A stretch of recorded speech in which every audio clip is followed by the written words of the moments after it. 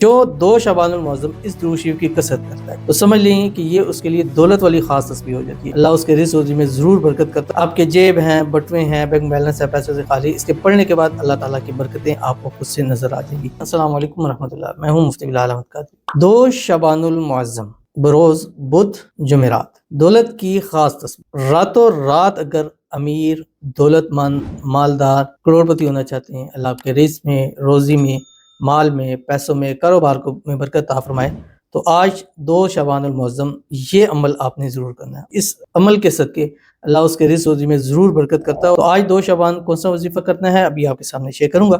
آپ سے گزارش کروں گا ویڈیو کو لائک کیجیے گا، چینل پہ نئے ہیں چینل کو سبسکرائب نہیں کیا وہ ضرور کیجیے گا، ساتھ لگے بیل آئیکن کے بٹن کو دبائیے گا تاکہ آنے والی تمام لیٹسٹ ویڈیوز آپ کو فوراً مل سکے۔ چلتے ہیں اپنے وظیفے کی طرف جو میں نے آپ کے سامنے شیئر کرنا ہے۔ آپ نے کیا کرنا ہے کہ جو ایک ہماری ترتیب ہے ڈے وائز میں، وہ ترتیب آپ نے چلاتے رہنا ہے۔ ایک تسبیح درود شریف صبح اور اس میں درود ابراہیمی جو ہم نماز کے اندر پڑھتے ہیں، اللہم صلی علی محمد وعلی آل محمد کما صلیت علی ابراہیم وعلی آل ابراہیم انک حمید مجید، اللہم بارک علی محمد وعلی آل محمد کما بارکت علی ابراہیم وعلی آل ابراہیم انک حمید مجید۔